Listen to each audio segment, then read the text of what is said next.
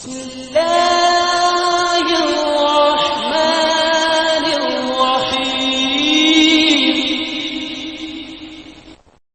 रखें अशरों के मौजूद तो कोई देता ही नहीं। अब तो लोगों ने छोड़ दिया मौजूद देना ही। पहले ये था कि अच्छे अच्छे मौजूद सोचते थे लोग और कहते थे इस पे पढ़ दीजिए, इस पे पढ़ दीजिए। लेकिन बहरहाल फिक्र बन रही है। इंशाल्लाह हम देखेंगे हमारे बच्चे ये जो जवान हो रहे हैं और जो इंटरनेट पे बैठ रहे हैं, पढ़े लिखे किताबें देख रहे हैं, एनसाइक्लोपीडियाज देख रहे हैं, तरक्की है जहन की, तो ये देखेंगे। तो आदम को सरंदी वादी में उतारा गया। तो जहन में रखिएगा कि मैं बता चुका कि ऐसी कौमें हुकूमत कर चुकी थीं कि जिनके ऊपर के हिस्से जानवर के थे और नीचे के इंसानी थे, और कुछ वो कौमें हुकूमत कर चुकी थीं जिनके ऊपर के हिस्से इंसानी थे और नीचे के जानवर के थे। तो उसी तरह के बुत मसलन यूनान में जो बुत पाए जाते हैं वो इस तरह के हैं कि ऊपर का हिस्सा इंसानी है, नीचे का घोड़ा है, हाथी है। और हिंदुस्तान में जो पाए जाते हैं उनका ऊपर का हिस्सा जानवर का है, निचला इंसानी। जैसे गणेश हैं तो नीचे से तो इंसान है, ऊपर से हाथी की तरह सूंड लटकी हुई है।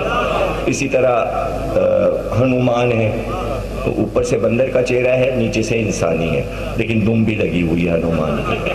तो इसी तरह दुर्गा देवी, लक्ष्मी देवी, फलानी देवी फलान। तो ये समझ लीजिए कि तकरीबन 8,945 देवियाँ तो सिर्फ मुल्तान में पाई जाती थी। और पूरा इंसाइक्लोपीडिया है मुल्तान की देवियाँ, उनके नाम क्या क्या थे, कितने मंदिर मुल्तान में थे। और ये इस तरह समझिए कि जब पहली बार शैतान को हुकूमत मिली थी, जिसे हम शैतान कहते हैं, तो उसने कई हज़ार बरस ज़मीन पे हुकूमत की थी। तो उस वक्त उसका नाम अज़ाज़ील था। बाद में हारिस पड़ा, फिर इब्लीस हुआ, शैतान हुआ। तो इसने हुकूमत की थी और इसमें अनानियत पैदा हुई थी हुकूमत के बाद। और चूँकि इसने खुद कहा था कि हम जिनों को जाके ठीक करेंगे, इनको मारेंगे पीटेंगे, तो इसको हुकूमत अल्लाह ने ज़मीन की दे दी थी। तो इसने उस वक्त भी बहुत कुछ यहाँ पर अपने मामलात फैला लिए। उसके बाद फिर वो अर्श पे गया और ये हुआ और वो हुआ, वो तो सब मैं आपको सुना चुका हूँ, बता चुका हूँ। ये तारीख क़ब्ल आदम, एक तो यही इतनी बड़ी हमारी तारीख है कि तारीख आदम तक ख़ातम, यही कहाँ छोटी सी, ना कि तारीख क़ब्ल आदम। देखिए ना कि कहते भाई ईसा की हिस्ट्री, और जब ये कह देते हैं कि ईसा मसीह से कब्ल, तो एक सन चलता है कब्ल मसीह, लिखा जाता है कब्ल मसीह। 1000 बरस कब्ल मसीह ये हुआ, 2000 बरस कब्ल मसीह ये हुआ। तो कितनी आप सोचिए कि तारीख इतना फैलाव है कि उसमें अगर हम चले जाएं तो उसमें से निकलना मुश्किल। लेकिन हम उधर जाना नहीं चाहते कि वहाँ जाके फंस जाएं, इसलिए कि हम शहर इल्म के आसपास ही रहना चाहते हैं ताकि शहर इल्म का दरवाज़ा छूटने ना पाए। तो उधर पहुँच जाए इतनी दूर, और वो क्यों आपको हम सुना के आपके दिमाग पे लोड डालें। तो ये समझिएगा कि ये इंडिया में, हिंदुस्तान जिसका नाम है, जिसे भारत कहते हैं, तो ये बहुत ही कदीम सल्तनत रह चुकी थी क़ब्ल आदम, उस मखलूक की कि जो सूंडें लटकाए हुए थे और नीचे उनके जिस इंसानों जैसे थे। तो ये असल में मस्क हुए थे, ये मस्क किए गए थे। और इनके मस्क की कहानियाँ हिंदुओं के यहाँ भी और हमारे यहाँ भी, कुछ वजूहात है और कुछ इताब हैं और कुछ अजाब हैं। ये जैसे गणेश को आप देखते हैं, हाथी वाला जो है ये, इसके लिए ये कि ये शिव और पार्वती का बेटा था। तो इससे बाप ने कहा कि प्यास लगी है, पानी लाओ। वो पानी लेने उधर चला गया, गंगा जमुना कहीं उधर पता नहीं कहाँ दूर। तो पानी लेके देर में आया। तो जब पानी लेके आया तो ये यहाँ त्रिशूल जो 3 भाल का होता है उसको हिमालय पे मार चुके थे, और 3 दरिया उसमें से निकल चुके थे, गायत्री और सावित्री और घाघरा और क्या मैथोलॉजी है हिंदुओं की, बहरहाल उसमें मैं कहाँ जाऊँ। वो एक अलग ही मसला है, उसमें मैं उलझना नहीं चाह रहा इसलिए कि मैं जल्दी इसमें से निकल, इसलिए कि वो सब असबर है मुझे, लेकिन उसमें नहीं उलझना। तो वो आया और उसने पानी लाया, तो ये गुस्से में तो थे, इन्होंने उठाया, वो त्रिशूल मारा तो उसका गला कट गया। गला इतनी जोर से काटा कि वो गला जो था वो ज़मीन के बाहर खला में चक्कर लगाने लगा। सर उसका, उसी को राहु और केतु बोलते हैं, और वो कहते हैं कि राहु केतु जो एक दूसरे के पीछे हैं, और वो जब एक दूसरे को हड़प करने की कोशिश करते हैं तो चांद गिरन होता है, सूरज गिरन, बड़े अजीब ही अजीब ये सब उनका मजहब है, अजीब अजीब अजीब चीज़ें हैं। तो उसमें यह है कि फिर वो पार्वती बहुत रोई कि मेरे बेटे को ये तो कि इसका सर कहाँ गया, उनका भी सर तो वो तो ज़मीन का चक्कर लगा रखा ना। तो वो सामने एक हाथी आ रहा था, वो उसका हाथी था बेटे का, तो उसका सर शिव ने काट के और उसमें जोड़ दिया, कहा लो ये तुम्हारा बेटा। वो उसी हाथी को गोद में पार्वती खिलाने लगी और आखिर में वो बड़ा हो गया हाथी, और वही गणेश है। तो इसके इतने नाम हैं, गणपत नाम है, गणेश पूजा, गणपत पूजा, फलाने, इतने नाम हैं, इतने नाम हैं गणेश के। और ओम, ओम जो लिखा जाता है, ये ओम लिखते हैं, ये भी उन्हीं का नाम है, ओम भी उन्हीं गणेश जी कहा जाता है। तो भारत ये वेद है, महाभारत है, रामायण है, ये उनकी ये कहानियां कहीं से तो आई हैं, अगर झूठी भी हैं तो जो तसव्वुर है। अब इस तसव्वुर के लिए आपको समझा दूं, उसूल काफी की एक हदीस सुना दूंगा। कोई ये कहे कि भाई ये तो कभी नहीं सुना कि ऐसी भी मखलूक ज़मीन पे थी कि जिसका ऊपर का हिस्सा जानवर का, नीचे का जिस्म इंसान जैसा, और या ऐसी मखलूक कि जिसका ऊपरी हिस्सा इंसान जैसा, निचला हिस्सा जानवरों जैसा। ये कभी सुना नहीं मजलिस में, लेकिन ये न कहिएगा पढ़ा नहीं कभी। ये आपका कहना सही है कि सुना नहीं, वाकई नहीं सुना, लेकिन ये ना कहिएगा पढ़ा नहीं, इसलिए कि पूरी उम्र गुजर जाती है पढ़ते पढ़ते मगर चीजें मिलती नहीं है। वो एक समंदर है जो ढूंढता जाता है, मिलता जाता है, इसीलिए कहा जाता है पढ़ो, सिर्फ सुनो नहीं। सुनने पर चाह रहे हो हवाले मिल जाए, हवाले मिलते हैं पढ़ने पर। तो अब उसके लिए मैं एक हदीस पढ़े देता हूँ उसूल काफी की, कि फरमाया मासूम ने कि तुम अपने तसव्वुर में बैठकर खाके बनाओ कि ऐसी भी मखलूक हो सकती है और ऐसी भी मखलूक हो सकती है, ऐसी भी मखलूक हो सकती है। खाके बनाओ बैठ के। अभी खाके कंप्यूटर पे बनते हैं मुजरिमों को पकड़ने के लिए, तो वो भी तो तराश है ना। ये ख्याली चेहरा बना रहे, दहशत तराश चेहरा बन जाए। पुलिस वाले बनवाते हैं, वो बनाते हैं, पुलिस वाले थोड़ी CID वाले बनवाते हैं, बनाते हैं। नाक कैसी कहाँ, अब वो कहते भाई आपने देखा था उसे, हाँ देखा था। नाक कैसी थी, वो क्या था, क्या पहले क्या था, ऐसा था। चेहरा कैसा था, ऐसा था। अब 5 आदमियों ने कहा नाक ऐसी थी, चेहरा ऐसा था, उन्होंने लिख लिया। लिख के उन्होंने कहा जैसी नाक, इसने बताया ऐसी नाक लगा दो। अब इसने बताया बाल ऐसे थे, बाल ऐसे लगा। अब वो एक चेहरा बन के आता है, वो अखबार में छप जाता है। ये है खाका, इस खाके से ढूंढो। तो क्या यही खाका उसकी तस्वीर का है जो बनाया? तस्वीर से तस्वीर तो नहीं खींची, आदमी से तस्वीर नहीं खींची। किसी ने नाक बताई, किसी ने कान बताया, किसी ने बात बनाया, आपने नहीं समझ रहे। तो आप कहेंगे इसका हवाला लाओ कि मुजरिम ऐसा है। हवाला क्या, हवाला क्या? जो बयान आपने सुना उस पर आपने एक खाका बनाया। वो तो कहिए कंप्यूटर है इसलिए आसानी हो गई, पहले तो हाथ से बनाना पड़ता था। वो खाके बना, तो कंप्यूटर तो चेहरे बिगाड़ देता है, कंप्यूटर तो चेहरे बिगाड़ देता है। और कंप्यूटर तो दूर की बात है, ये हाथों में जो मोबाइल है ये चेहरे बिगाड़ते हैं। तस्वीर खींची उनका, देखिए ये आप हैं, नाक ऐसी फैली हुई, मुंह फटा हुआ, दांत बाहर निकले, उनका ये क्या हो गया, ये मैं हूं। बच्चे ये शरारत करते हैं, आपकी तस्वीर है, ये क्या हुआ? अरे भाई देखा है या नहीं देखा है? मोबाइल है लोगों के पास? ये शरारतें हो रही या नहीं है, या बेखबर हैं आप? बड़े मासूम हैं। मैं ही सब कुछ हूँ, गुनाहगार मोमिनीन मैं हूँ, मैं ही बख्शा जाऊंगा, आप नहीं बख्शे जाएंगे।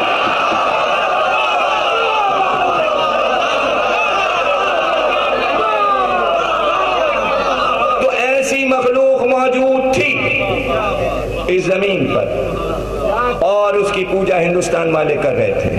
काबिल उधर भाग गया। काबिल ने उन्हीं लोगों में, चूंकि वो जिन भी हुकूमत कर चुके थे, जिन भी मौजूद थे जमीन पे, जिन्निया ने उससे मुलाकात की, उसने शादी कर ली। आपको कोई एतराज है काबिल की शादी पे? उसकी मर्जी, किसी कौम में कर ले, किसी कबीले में कर ले, उसे जान बचानी है, उसे आदम से छुपना है, वो दूर तक निकल गया है और यहां कर भी नहीं सकता, इसलिए कि औलाद आदम में अब कोई इस काबिल नहीं है जो काबिल से शादी करे, और खुद काबिल मुंह दिखाने के काबिल नहीं, काबिल मुंह दिखाने के काबिल नहीं। दुनिया का पहला कातिल, उसकी नस्ल वहां बढ़ती रही। अब वो चाहे गणेश की शक्ल की हो, उस सांप की शक्ल की हो, वो दुर्गा देवी की शक्ल की हो, वो जैसी भी हो, जहां उसने शादी की होगी वैसी शक्लें होंगी, कोई परेशानी की बात नहीं है। आपको कोई एतराज है? सारे बच्चे ननिहाल को पढ़ गए, आपको कोई एतराज है? अरे जब ददियाल से रिश्ता उसका कट गया तो अल्लाह ने रस्सी काट दी। अल्लाह ने फैसला कर दिया कि दादा के शक्ल पे बच्चा नहीं पैदा होगा। तू आदम की नाफरमानी कर चुका, जो पैगंबर की नाफरमानी करता है, रिश्तेदारी लगा भी ले, एक तो बच्चा ही नहीं मिलता और मिले तो चेहरा नहीं मिलता, नहीं मिलता। जिस रिश्ते को अल्लाह काट दे वो रिश्ता कट गया, जिस रिश्ते को अल्लाह जोड़ दे वो रिश्ता जुड़ गया। रिश्ते वही बनाता है, आप नहीं बनाते। हालांकि जो आप रिश्ता बनाते हैं, आपकी जबान पे एक बात अल्लाह ने जारी करा दी, आप उसे फिर ही नहीं सकते। सारे रिश्ते अल्लाह बनाता है। भाई भाई का रिश्ता अल्लाह ने बनाया, बहन भाई का रिश्ता, माँ बाप का रिश्ता, सब रिश्ते अल्लाह ने बनाए हुए, आपके इख्तियार में नहीं है। एक रिश्ता आपके इख्तियार में, बीवी, तो आप दावा कर सकते थे ये रिश्ता हमने बनाया है, तो मुहावरा सब ने कहा, अरे साहब रिश्ते तो आसमानों पे बनते हैं। छीन लिया, लफ्ज़ छीन लिया अल्लाह ने ज़बान से। है मशहूर के नहीं मशहूर? आसमानों पे बनते। यानी कहाँ से ये मुहावरा कहने लगे, आसमानों पे ये रिश्ते बनते। तो जनाब आली सब आपके जहन में आ गया। आदम उतारे गए, 4 फरिश्तों ने तख्त पे बिठाया, कांधे पे तख्त रखा और कहा पहले इनको पूरी जन्नत की सयार करवा दो, अलविदा करा दो। आदम ने कहा सारे फरिश्तों से मेरी मुलाकात, सारे फरिश्तों को बुलाया गया, कहा भाई अलविदाई सलाम, कोशिश करेंगे फिर कभी मिले। खुद रोए आदम, फरिश्ते भी रोए रुखसत करते हुए। पता चला आदम की अलविदा गिरिया से हुई। सारे आसमानों में फिराके आदम में बड़ा गिरिया हुआ और खुद आदम भी रोते ही हुए आए। इसी वजह से जब भी बच्चा पैदा होता है रोता ही हुआ, हंसता हुआ नहीं आया। पता चला तुर्रे इम्तियाज गिरिया है, असल चीज गिरिया है, असल चीज गम है। खुशी असल चीज नहीं है। जो मनाते हैं वो मुस्तकबिल से बेखबर है। खुशी का अंजाम लिखा है, गम का अंजाम सिर्फ जन्नत है।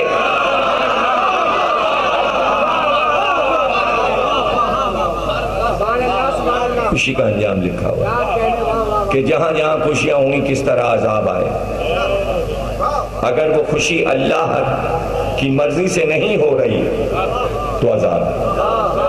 तो पता चला गम और खुशी सब अल्लाह की मर्जी से होना चाहिए।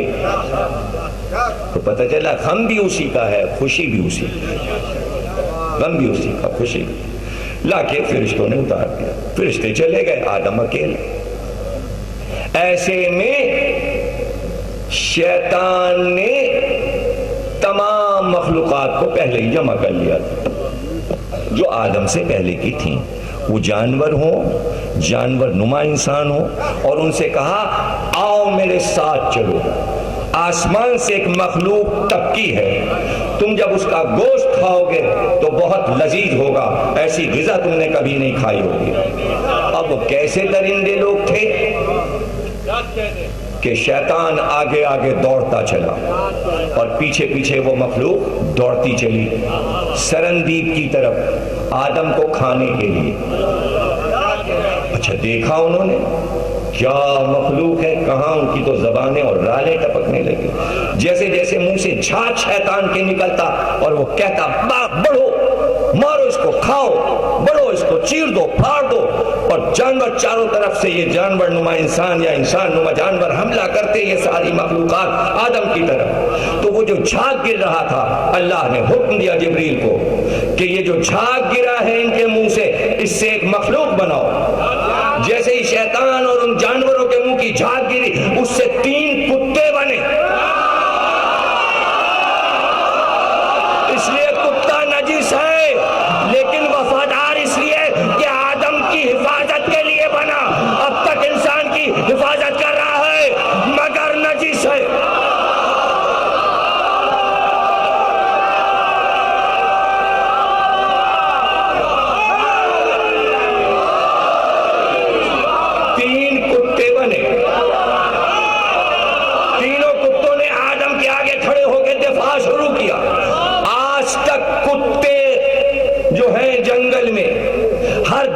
कुत्तों से डरता है। ये कैसी अजीब बात है। देखिए, कुत्ता जहां होता है वहां दरिंदे भागते हैं।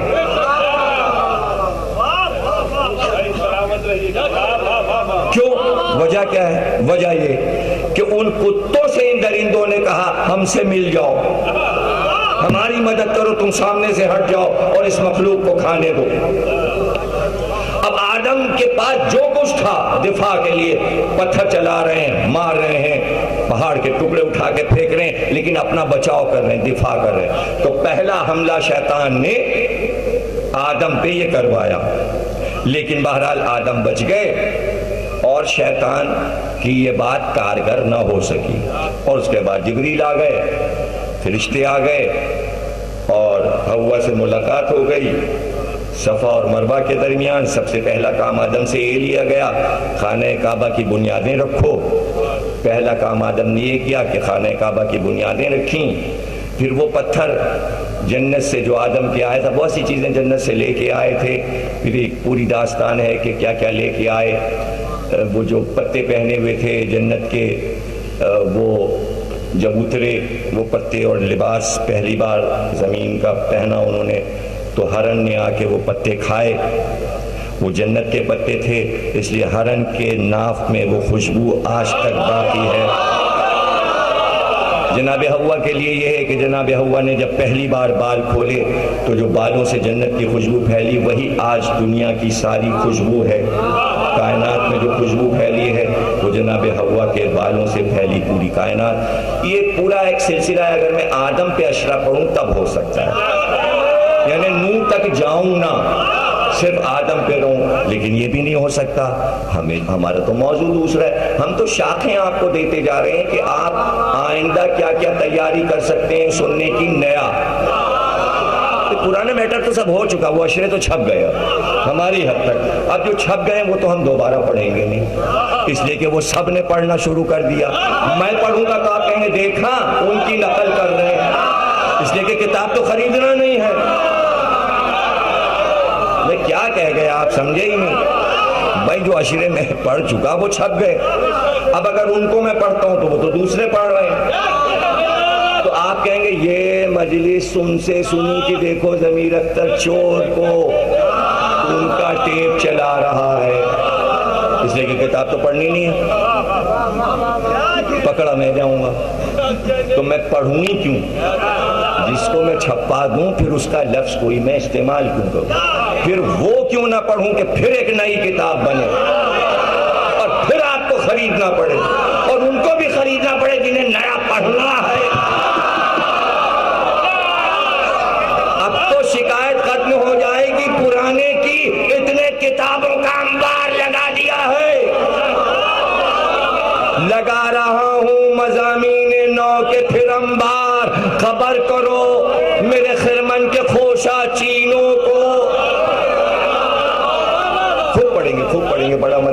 बच्चे पढ़ेंगे, सब लोग पढ़ेंगे। खुशी उस वक्त होगी जब नए ज़ाकिरीन पढ़ेंगे, और इसीलिए हम अब पढ़ेंगे। तो अब तैयारी कराइए नई की, हर अशरा नई, हर मजलिस नई होनी चाहिए, और उसमें कोशिश आपकी होनी चाहिए कि नए को जल्दी जल्दी कबूल करते जाइए।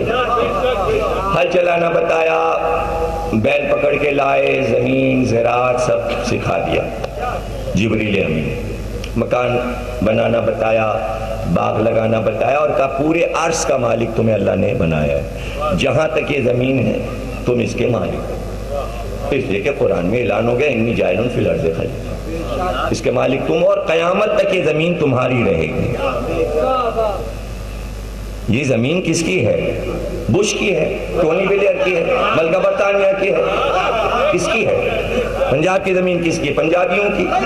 सिंध की किसकी है? सिंधियों की। बलूचिस्तान की किसकी है? कश्मीर की किसकी? ये सब ज़मीनें किसकी हैं? सोनिया गांधी की ज़मीन है इंडिया। ये कौन कौन सी ज़मीन किसकी है? इन्नी जाइलुन फिल अर्ज़ि खलीफा, ये सारी ज़मीन आदम की है। अगर वारिस नहीं है तो क्या मतलब है? तो अब ऐलान हो गया अर्ज़ आदम की है, और फिर ऐलान हो गया अस्सलामु अलैका या वारिसा आदमा सफ़वतुल्लाह, और आदम के वारिस तुझ पे सलाम। अब ज़मीन हुसैन की है, जब ज़मीन हुसैन की है तो ज़मीन महदी की है।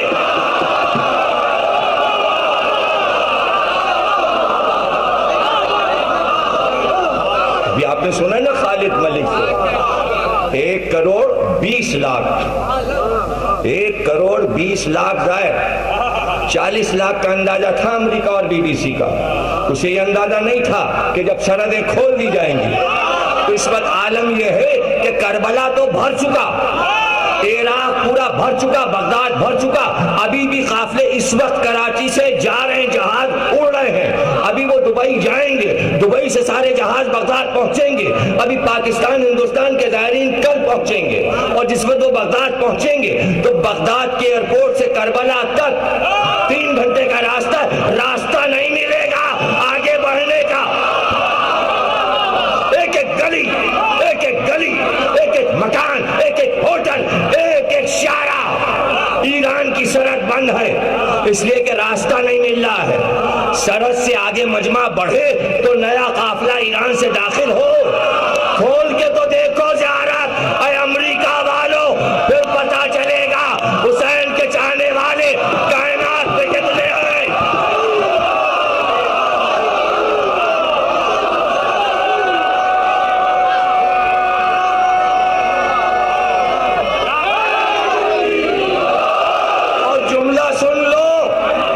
शायद आज की मजलिस का तारीखी जुमला हो, एकदम आया तो बता दूं, अगर उर्दन, शाम, ईरान, यमन, रूस, अजरबैजान, हिंदुस्तान, तुर्की, पाकिस्तान सब अपनी सरहदें खोल दे तो पूरी कायनात का मजमा सिर्फ हुसैन का।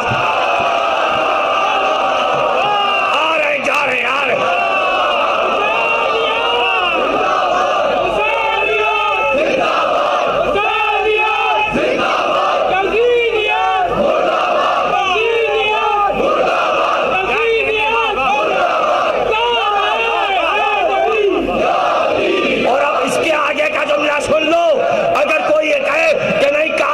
हाजियों का मजमा ज्यादा होता है तो सुन लो, सरहद खोल के दिखाओ, वहां सिर्फ मुसलमान जा सकता है। हुसैन की सरहदें खोलो, हिंदू हिंदुस्तान, सिख जाएगा, अंग्रेज, सबसे बड़ा मजमा हुसैन का है।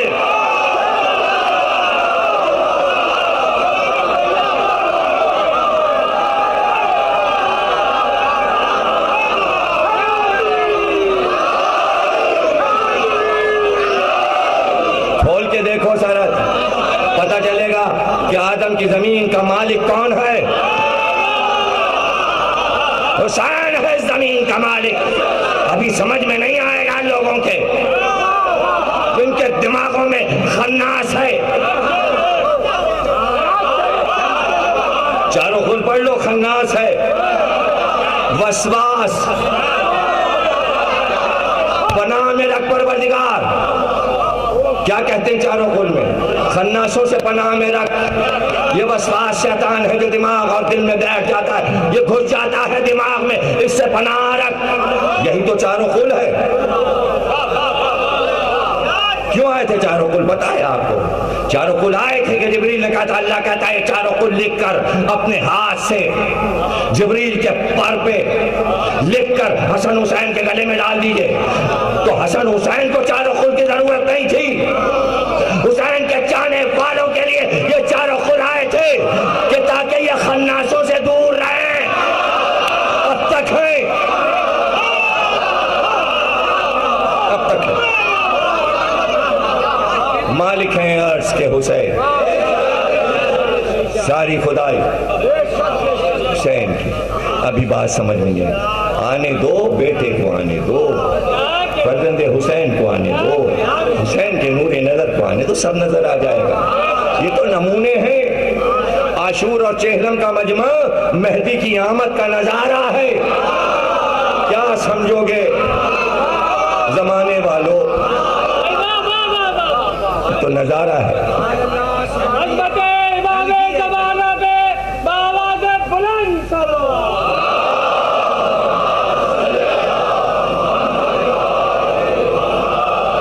आदम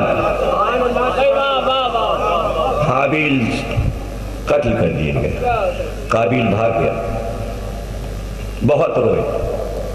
अल्लाह ने कहा पंजतन का वास्ता और लो तुम्हारे गमों का दौर खत्म हुआ। बेटा दिया शीश।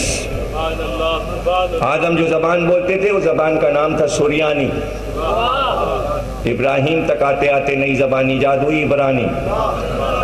इस्माइल और हाजरा से शुरू हुई अरबी। पहली जबान सुरियानी, जिसमें आदम ने हाबील का मरसिया कहा, वो सुरियानी जबान। वो जबान आदम जो बोलते थे उसके लफ्ज़ हैं ये शीश। शीश के मानी अरबी में तर्जुमा होगा हिबतुल्लाह, अल्लाह का हिबा किया हुआ, यानी अल्लाह की तरफ से एक तोहफा मिला। आदम को एक तोहफा मिला हाबील की शहादत के बाद। जनाब शीश, अब ये उम्रें सबकी 1000, 1500, 2000, 2500 सबकी उम्रें इसी तरह लिखी हैं। तमाम औलाद आदम में जितने भी अंबिया आए, ये मौजू अलग है। ये तो सारे मौजू अलग है, ये आमद का मौजू अलग है, जिससे मैं बार बार बच रहा हूँ। तो अतिया खुदाबंदी जनाब शीश। जनाब शीश जब दुनिया से जाने लगे तो उनको अल्लाह ने एक बेटा दिया, अनूश। अनूश के मानी है सादिक। सुरियानी जबान का लफ्ज़ है अनूश। अरबी में इसका तर्जुमा होगा सादिक, उर्दू में सच्चा। अनूश को अल्लाह ने एक बेटा दिया, कैनान। कैनान के मानी है गालिब, जो सब पे गालिब रहे। कैनान को अल्लाह ने एक बेटा दिया, महलाइल, जो उनका वारिस हुआ।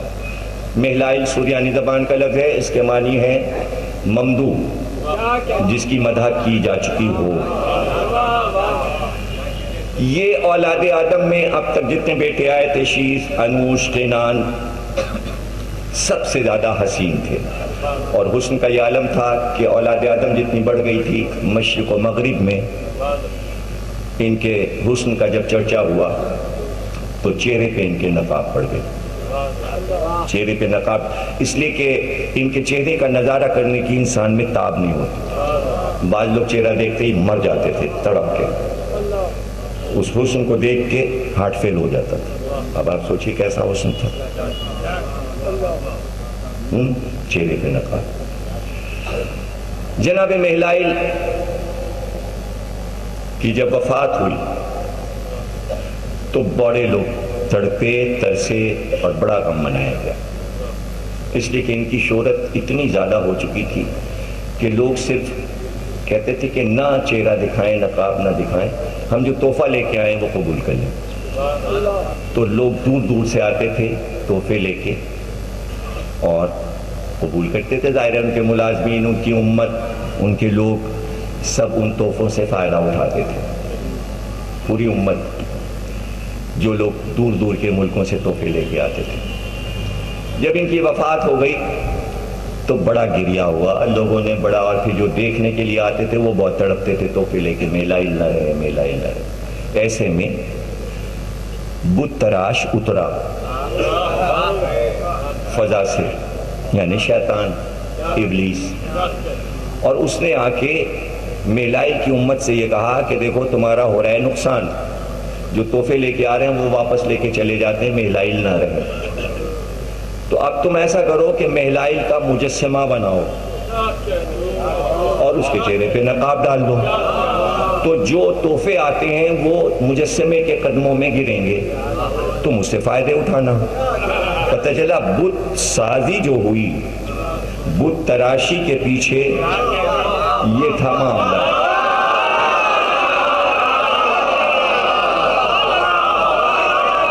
तो बुत सिंबल हुआ दौलत का। अब जहां दौलत होगी, मेहलाइल का मुजस्समा ना रहे, लेकिन जहां दौलत होगी वही है असल बुत।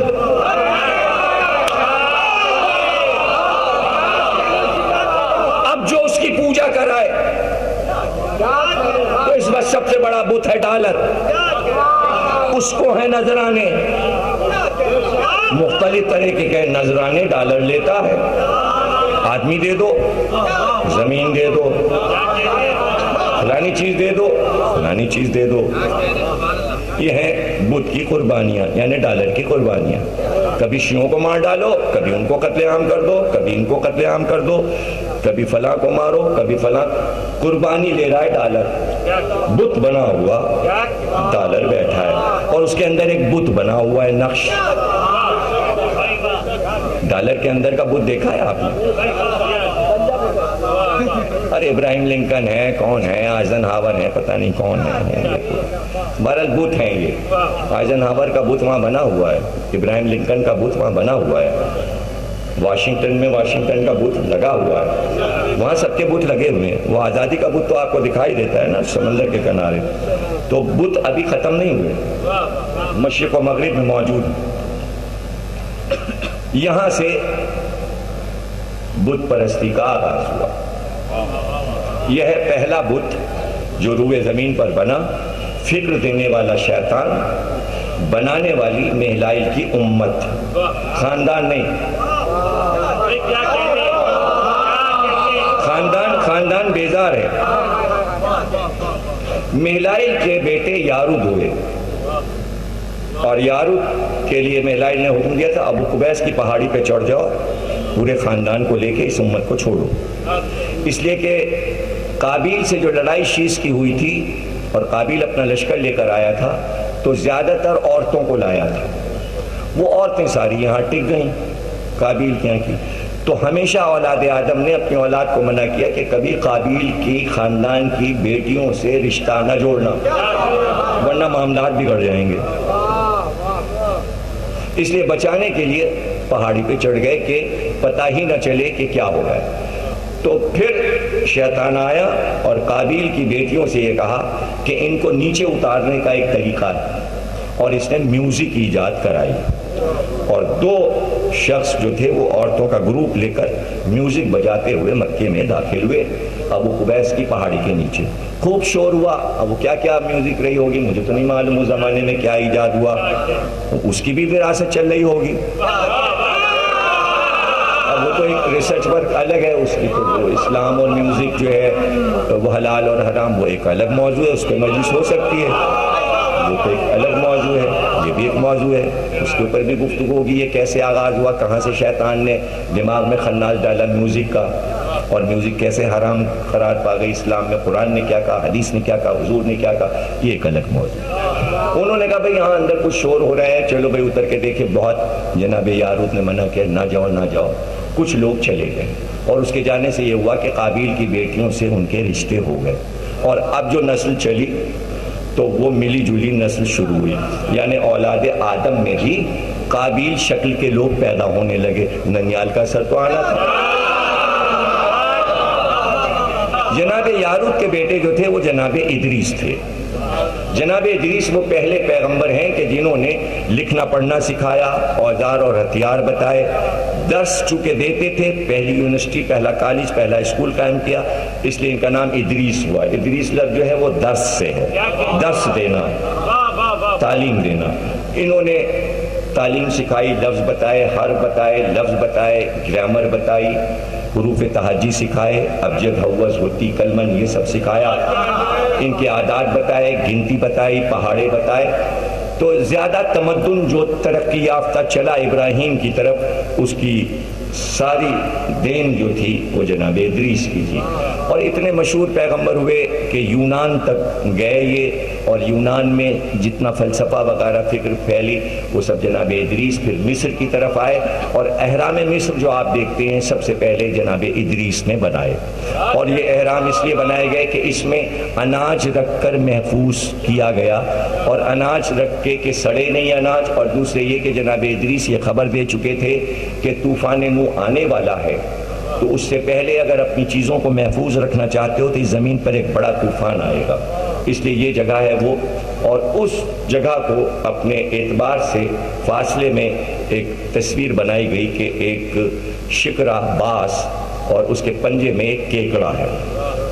तो ये एक सैयारा है, सितारा है, नस्र जिसे गिद्ध कहते हैं, और एक केकड़ा है उसे सरतान कहते हैं। मौला अली से पूछा गया कि एहराम को बने कितने साल हुए, तो आपने कहा कि क्या उस पर कोई तस्वीर है, तो उसने कहा एक केकड़ा है, सरतान है और एक गिद्ध है। तो आपने कहा ठीक है, वो नस्र है। नस्र जो है अपना एक चक्कर 2000 बरस में पूरा करता है, और जिस वक्त नस्र सरतान में था, बुर्ज सरतान में था, उस वक्त ये तामीर हुआ। इस हिसाब से तुम खुद हिसाब लगा लो कि 2000 में एक सफ़र करता है तो 12000 साल हो चुके एहराम मिस्र को बने।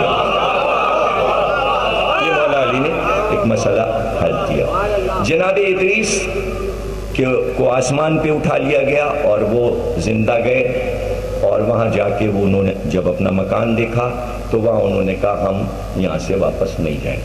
अब जन्नत में भी जाके कोई निकाला जाता है, जब हम आ गए तो आ गए, और अब हम अपने घर में आ गए तो अल्लाह ने कहा अच्छा इनको यहीं रहने दो। चूँकि ये खैयातुल अंबिया कहलाते हैं, सबसे पहले इन्होंने दर्जी का काम सीखा, सिखाया, कपड़े सीना सिखाया, इसलिए खैयात अरबी में दर्जी को कहते हैं। तो ये जन्नत में जन्नतियों के कपड़े सीने लगे। कितने खुशकिस्मत हैं आप कि आपको जन्नत में जाना है, कपड़े आपको वहाँ मिलेंगे। वो कोई जेल के कपड़े थोड़ी हैं, जन्नत के कपड़े हैं, और वो एक नबी के हाथ के सिए हुए कपड़े। तो अब जो जन्नत में जाएगा वो नबी के हाथ के सिले कपड़े पहनेगा।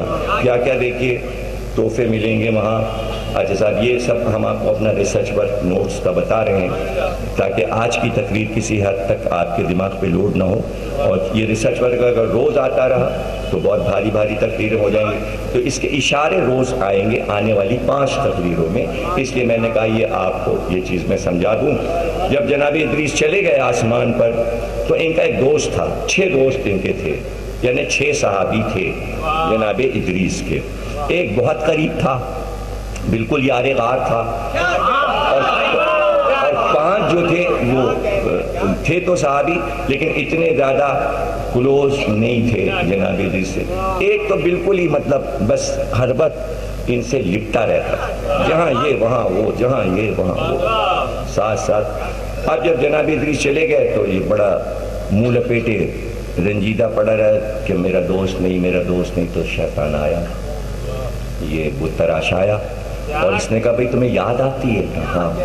एक मुजस्समा इदरीस का बना के और कलेजे से लगा के सो जाया करो, नींद आ जाएगी। नक्शा हम बताए देते हैं बनाने का तरीका। हो जाए कि बुत जनाब इदरीस का बना के दोस्त ने अपनी कलेजे से लगा लिया। तो पता चला सहाबी में भी बुत तराश होते हैं। अब इतनी आसानी से आपने जुमला ले लिया, और यही अगर जोरदार तकरीर चल रही होती तो कुछ और दाद होती है। अच्छा देखिए भाई, दाद लेने के होते तरीके। अब वो क्या मैं करूं कि ये ज़िले रज़ा को बताना पड़ रहा है मुझे। भाई जो मिसरा आप तज़मीन कर रहे हो, पहले से मिसरा नहीं बताना, दाद कम हो जाएगी। ये पब्लिक पे छोड़ो कि वो पहुंच जाए कि ये मिसरा हमारा सुना हुआ है। मिसरा पहले ही बता दिया, डूबेंगे सनम तुमको बिले, और उसके बाद 3 मिसरे सुनाए। आप कभी ऐसा न करना, जिस पे 3 मिसरे आप लगाएं छुपा के मिसरा रखिए। मैंने बहुत समय तक छुपा के 5 के लिए रखा है।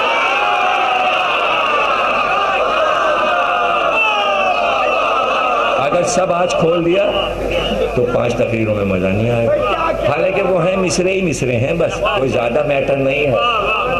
2-4 जुमले हैं जो मैंने छुपा के रखे हुए हैं, उसमें से 3 या 4 आउट कर दिए। दुआए सनम कुरैश आउट कर दिया, संग तराश आउट कर दिया, पहला संग तराश आ गया। अभी वो शिकन पे मैं कोई बात नहीं कर रहा हूँ। 5 तकरीरें हो गई, मैंने शिकनी पे कोई बात नहीं, तराश परस्त पे बात चल रही है। अब वो किस दिन होगी बात, वो बात की बात है, अभी तो बन रहे हैं।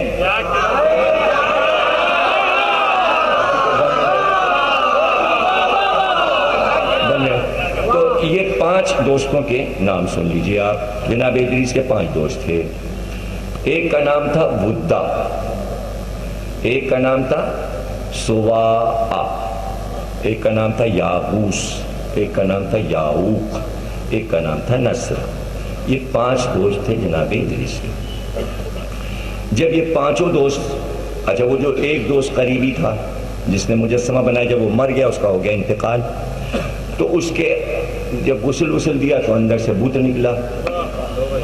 तो शैतान गुस्ल में शरीक हुआ आके, और उसने कहा कि भाई, मजमे से कहा कि देखा ये बुत परस्त था जो मरा, इसका दोस्त इदरीस भी बुत परस्त था, और ये दोनों पैगंबर और सहाबी दोनों इस बुत की पूजा करते थे, तुम लोग भी इसकी पूजा करो। तो अब वो महलाई के दौर की बुत परस्ती और मजबूत हुई, इसलिए कि दलाइल मिले। अब जब ये 5 सहाबी मरे तो इन 5 के बुत बनाए गए। तो ये 5 मशहूर दुनिया में बुत हुए जो पूरी दुनिया में फैले, जो इन सहाबियों के नाम पर ये 5 बुत हैं। पहला बुत है बुद्धा, सुवा, यागूस, याऊक और नस्र। अब इसको सूरह नू कलाम पाक का 71वां सूरा है और इसकी 23वीं आयत है। सूरह नू जो है उसमें हजरत नू पूरी दुआ मांग रहे हैं, वही पूरा सूरा है कि जो दुआ मांगी, परवरदिगार हमने बहुत कोशिश की, इन्हें समझाया, ये किया, ये किया, ये किया। अब देख के हमने इनसे कहा कि बुत परस्ती छोड़ दो, तो इन्होंने सब ने एका कर लिया मेरे मुकाबले पे, और इन सब ने ये कहा कि खबरदार कभी भी बुद्धा को, सोआ को, यागूस को, याऊक को और नस्र को मत छोड़ना। ये 5 बुतों के नाम सूरह नू की आयत 23, वक़ालू ला तज़रुन्ना आलिहतकुम वला तज़रुन्ना वुद्दा वला सबाउन वला यागूस व याऊक व नस्रन। ये आयत में 5 बुतों के नाम हैं।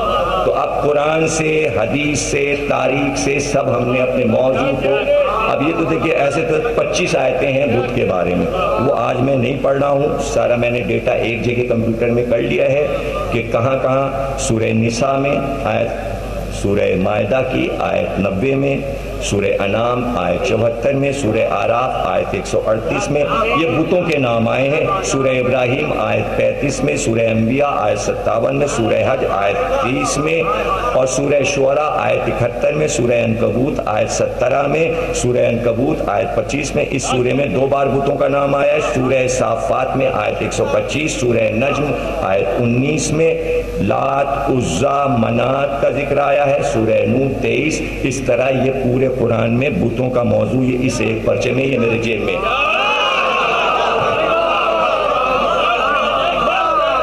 ये मेरा मौजू जहाँ जहाँ कुरान में है। अब आप कहेंगे तो मैं फिर कुरान पे ही शुरू हो जाऊंगा, लेकिन फिर ये रिसर्च वर्क रुक जाएगा, फिर रिसर्च वर्क बयान कर दिया, अब कुछ आमद हो जाए। और तकरीर के आखिर में जरा घड़ी से बताना क्या टाइम हो गया। ओह, ये तो आउट हो गया मामला। नहीं भाई, ईरानियान में शब्बेदारी पढ़नी है और सब लोग यहाँ से जो हमारे दोस्त हैं सब ईरानियान चले। खोजों ने पहली बार शब्बेदारी की है और ईरानियान हाल में हो रही है और मैं पढ़ रहा हूँ। तो चलिए फिर वहाँ से भी जाफर तैयार में फिर दूसरी शब्बेदारी है, अंजुमन जुल्फ़िकार शमशीर हैदरिया, कुछ ऐसी अंजुमन। तो रात के 1:30-2 बज जाएंगे। तो अब यहाँ का वक्त तो हो गया पूरा, ये रिसर्च वर्क में ही सारा वक्त निकल गया।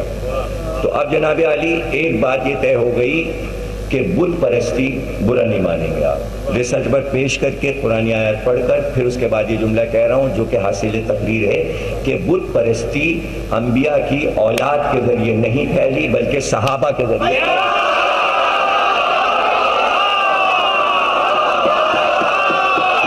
हो गई बात, हो गई।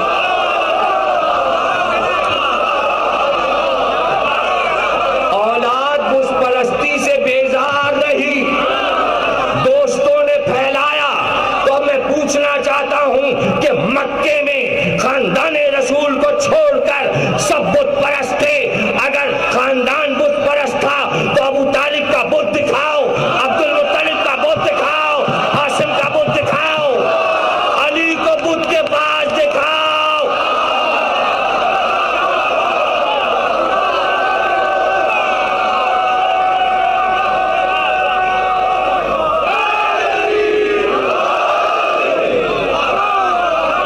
खुदा की कसम, अगर एक बार भी तारीखें बिखरी पड़ी और चैलेंज कर रहा हूं कि एक बार भी हाशिम की जबान पर, अब्दुल मुत्तलिब की जबान पर एक छोटा सा जुमला तारीख में दिखा दो किसी बुत का नाम लिया हो तो मैं अपना मजहब बदल दूंगा। अगर अबू तालिब ने किसी बुत का नाम लिया हो तो मजहब बदल दूंगा। तो जब मर्दों ने नहीं लिया तो फातिमा बिन्त असद, अब्दुल्ला, आमना कहो कि मुसलमान थे। कलमा मत पूछो, कलमे की बात ना करो। और आज एक तारीखी जुमला अभी आया, शायद यहीं से मैं तकरीर को रोकूं और ये जुमला सुन लो। कलमा वो पढ़ता है जो बुत परस्ती करता है।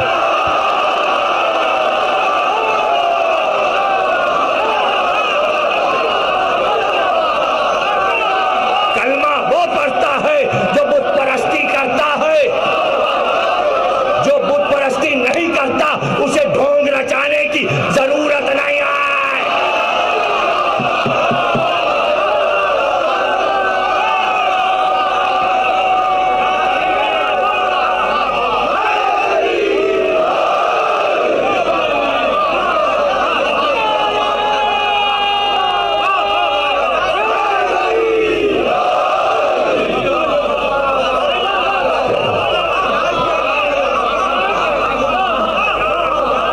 कलमा कलमा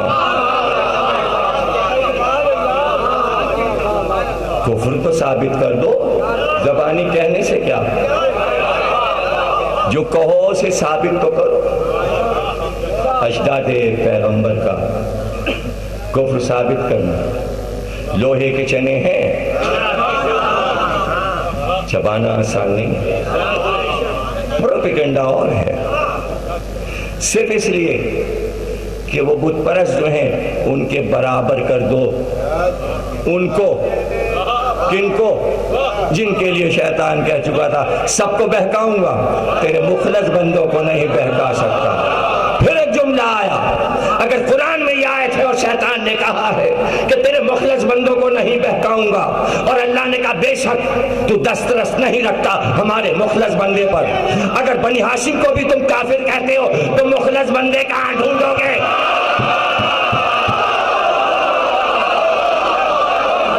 कहां है मुखलस बंदे जिनका अल्लाह दावा कर रहा है शैतान के सामने? तो जब सरकार आए हैं मुखलस बंदे होना जरूरी है, मुखलस होना जरूरी है। ये सब मुखलस बंदे हैं। अल्लाह ने कहा तू इनको नहीं बहका सकता, नहीं बहका सका, नहीं बहका सका, नहीं आ सका इनके दर तक। बनी हाशिम तक नहीं पहुंच सका। डरता था वहां आते हुए, कांपता था वहां आते हुए, लरसता था वहां आते हुए, इसलिए कि बारगाह अजीम थी। और फिर जुमला कह दूं, जब अल्लाह ये जमानत दे कि हमने मोहम्मद तुमको पाक सुल्बों में और पाक रहमों में रखा, तो जब सुल्बों और रहमों को पाक कर सकता है तो घर को क्यों नहीं पाक कर सकता? पाक घर में। और फिर जुमला दे दूं कि नूर के दो टुकड़े हुए, ये जुमला ले लो, बहुत बड़ा जुमला कहने जा रहा हूं। नूर के दो टुकड़े हुए, अल्लाह ने नहीं चाहा कि नूर के दोनों टुकड़े नजीस जगह उतरे, इसलिए अली का नूर अपने घर में उतारा। तो क्या मोहम्मद का नूर नजीस जगह उतारा? दोनों जगह बराबर है, अबू तालिब का घर और काबा।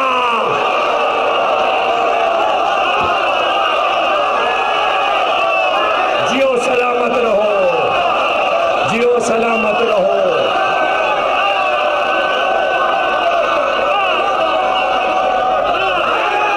और फिर एक जुमला आया, तुम्हारी दात पे जुमला आया, तुम्हारी दुआ बन के जुमला आया। मोहम्मद अबू तालिब के घर में पैदा हुए थे, शायद कोई ना समझे कि मोहम्मद बड़ी जगह पैदा हुए हैं। हर बच्चा अपने घर में होता है। अल्लाह बताना चाहता था कि नूर का दूसरा टुकड़ा जब हमारे घर में आ सकता है तो पहला टुकड़ा जहां आया वो जगह काबे से अफजल है।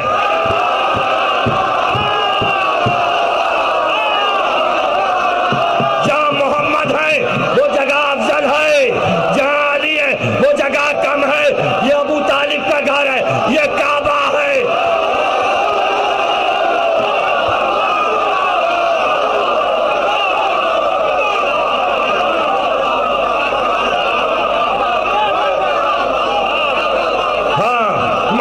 हुसैन आए, उम्रा किया उस जगह जो अली का घर था, ठहरे वहां जो मोहम्मद अबू तालिब का घर था।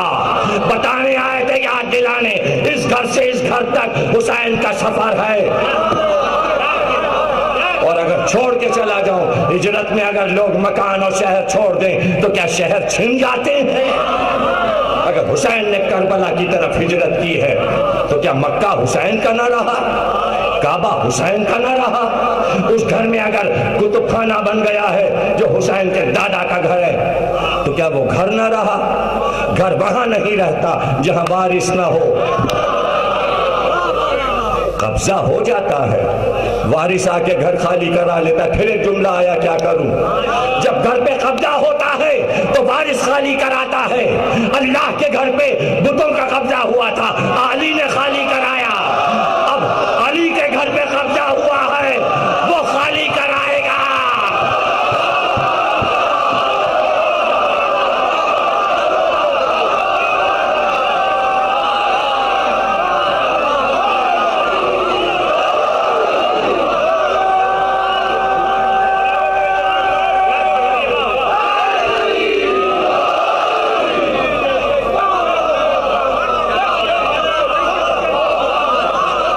फिर कोई जुमला चाहिए? लो एक जुमला ले लो, एक जुमला और ले लो। अभी अभी ये जुमला आया है, अल्लाह ने देखा जो घर में हम बनवाते हैं उस पे कब्जे होते हैं। काबे पे कब्जा हुआ, अब तक कब्जा है। मस्जिदों पे कब्जा होता है, मस्जिदों के झगड़े होते हैं। अल्लाह के लिए नहीं, अपना कब्जा रहे, अपना कब्जा रहे, दुकानें हमारी रहे, कब्जा हमारा रहे। अल्लाह ने कहा अच्छा, घर हमारा, कब्जे तुम्हारे। अब हम ऐसे घर ढूंढेंगे जिस पे कब्जा ना हो सके, इसलिए करबला बनवाई कि कब्जा नहीं हो सकता।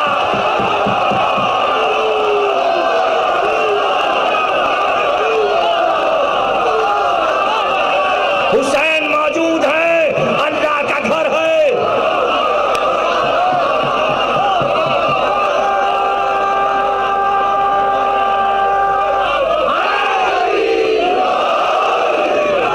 अल्लाह का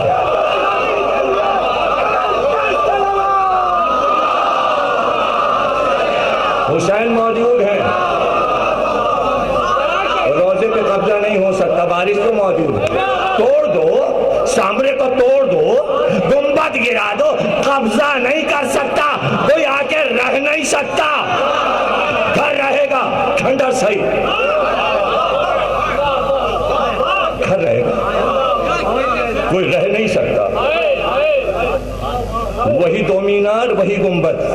अजीब बात है, लड़ाई के ज़माने में जब अमेरिका आया तो अखबारों ने लिखा मस्जिद हुसैन, मस्जिद अली, सब मस्जिद कह रहे हैं उसे।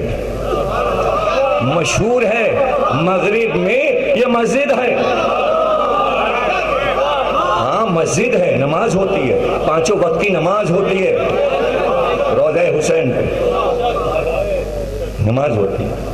जिसका सजदे में सर कटा है वहां नमाज नहीं होगी तो कहां नमाज होगी? मातम भी होता है, नमाज भी होती है। पानी बहे हल चले, इमारत गिर जाए फिर उठती है, वादा है। हजरत ज़ैनब ने सैयद सज्जाद से कहा, बेटा अभी दफन नहीं किया है ना इन्होंने, लाशा तेरे बाप का पड़ा है, मैंने अपने बाबा से सुना है, मुझे बाबा ने बताया है कब्र बनेगी, कब्र बनेगी। और अजीब जुमला हजरत ज़ैनब ने कहा, सैयद सज्जाद कयामत तक ज़ायरों का आना नहीं रुकेगा। हे बीबी, ये 11 मुहर्रम की सुबह आपने कहा 1 करोड़ तो इस वक्त है 1400 बरस के बाद। क्या यकीन था बीबी ज़ैनब को? सारा मंजर देख रही थी कि परवानों की तरह कब्र हुसैन पर तबाह। अल्लाह सबको ज़ियारत कराए। जिस वक्त तवाफ शुरू होता है कब्र हुसैन का, जिस वक्त तवाफ शुरू होता है अब्बास की कब्र का, अजीब मंजर होता है, मैं क्या बताऊं। दरवाजे बने हैं, अब्बास के रोजे में जाओ, बाबे उम्मुल बनीन, बाबे सब्ताए सकीना, बाबे अली नकी, बाबे मूसी कारी, जो इमाम जिधर से आया उसके नाम का दरवाज़ा हो गया, उसके नाम का दरवाज़ा हो गया। लो तकरीर ख़त्म हुई, आखिरी 2 जुमले और तुम्हारे लिए फिर दुआ और मातम। बीबी ने कहा सब सुन चुकी मैं। उम्मुल बनीन ने कहा कैसे लड़े मेरे बेटे? ए बेटा सैयद सज्जाद, एक बार मुझे करबला की ज़ियारत करा, एक बार मुझे करबला की ज़ियारत करा दो। जब ज़ियारत को सैयद सज्जाद चले तो हज़रत उम्मुल बनीन को लेकर चले। ज़ियारत की, कब्र हुसैन की ज़ियारत की, खूब रोई लिपट के कब्र हुसैन से। फिर कहा बेटा आप अपने चचा की कब्र भी दिखा दो। कहते हैं सैयद सज्जाद दादी को लेकर अब्बा से अलमदार की कब्र पे चले। बस आखिरी जुमला है, जब हज़रत अब्बास का अशरफ पढ़ा था तो उसमें ये मसाइल पढ़े थे।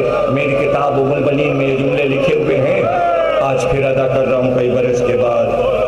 जहाँ दरवाज़े उम्मुल बनीन बना हुआ है, ये वही जगह है बाबे उम्मुल बनीन जहाँ से जीने अंदर जाते हैं और अंदर जाके कब्र की और पानी की ज़ियारत होती है। जो कब्र अब्बास के गिर्द पानी चक्कर लगा रहा है तहखाने में नीचे जाकर, वही जगह है बाबे उम्मुल बनीन बना हुआ है। वो दरवाज़ा इसलिए बनाया गया कि जैसे ही जनाब उम्मुल बनीन रोज़े में दाखिल हुई और दूर से बेटे की कब्र पे नजर पड़ी तो वहीं एक बार उम्मुल बनीन बेहोश होके गिर गई, बेहोश होके गिर गई। जब होश आया तो घुटनों के बल चलती हुई कब्र अब्बास पे पहुंची और बेटे की कब्र से लिपट कर कहा, अब्बास अगर तेरे हाथ न काटे जाते तो सकीना के गले में रस्सी न बांधी जा। ए अब्बास, माँ तेरी आई है बेटा। अब्बास उम्मुल बनीन, हमारे अल्लाह इस इबादत को कबूल फरमा, इन आवाज़ों को जो बुलंद है रहमत बना, इनकी तमाम मुरादों को मुकम्मल फरमा। कोई उम्मत न सिवा गमे हुसैन के जो औलाद नरीना नहीं रखते उन्हें औलाद नरीना अता फरमा, रिस्क में इनके ज़ाती फरमा, इनकी हिफाजत फरमा। इराक़ में तमाम रोज़ों की और ज़ायरीन की हिफाजत फरमा। शब चेलूं के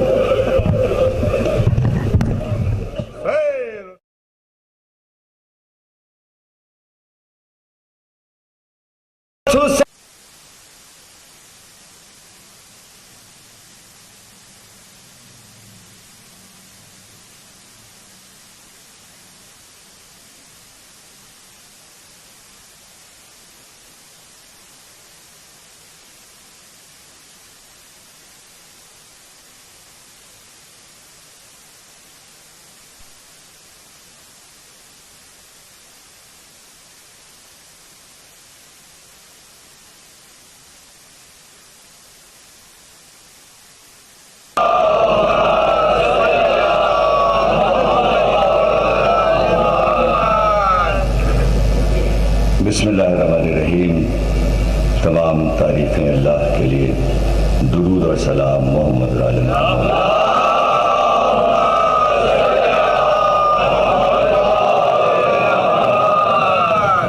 1430 हिजरी के अशया चेलुम की छठी तकरीर आप हजरात समाअत फरमा रहे हैं। इमाम बारगाह जामे सित्तैन में कल की मजलिस में इंशाअल्लाह बाद मजलिस शबीह ताबूत इमाम हश्तुम हज़रत इमाम अली रिज़ा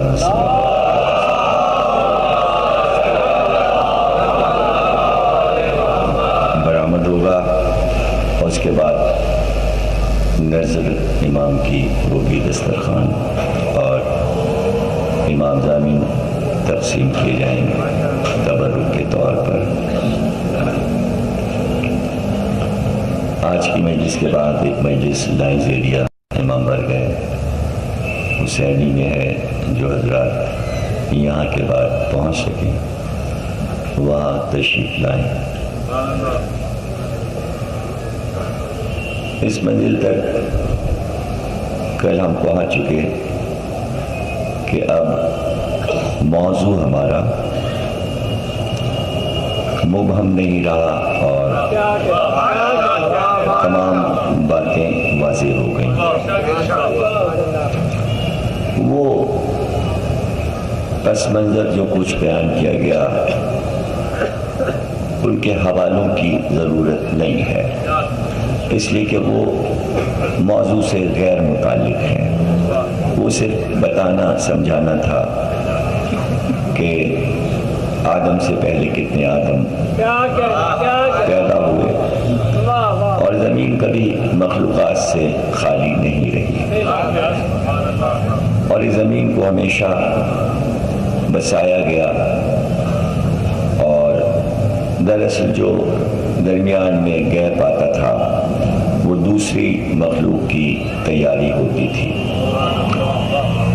और ज़रूरी नहीं कि सिर्फ इंसान ही अल्लाह की मखलूक हैं तो वही ज़मीन पे आबाद होते रहते।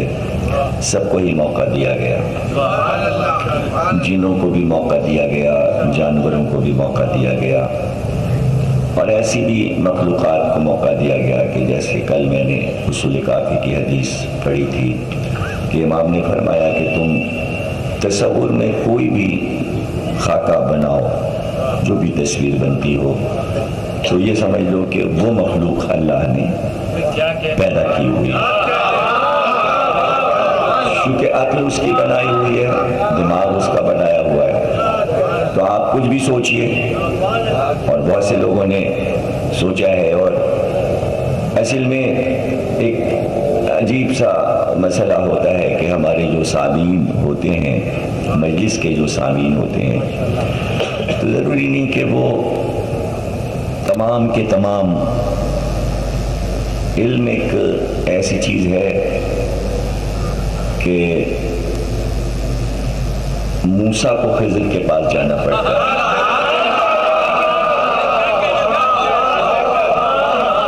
और जो लोग कुरान को गौर से पढ़ते हैं वो ये जानते हैं कि अल्लाह बार बार ये बात कहता है कि कोई ये ना समझ ले कि ये आलिम है, ये आलिम है, ये आलिम। अल्लाह कहता है हमने आलिम पर आलिम बनाया है, आलिम पर आलिम बनाया है, आलिम पे आलिम बनाया है। यानी किसी 50,000 आलिमों के ऊपर एक आलिम आपको मिल जाए और आप समझें बस ये तो बहुत बड़ा इल्म है।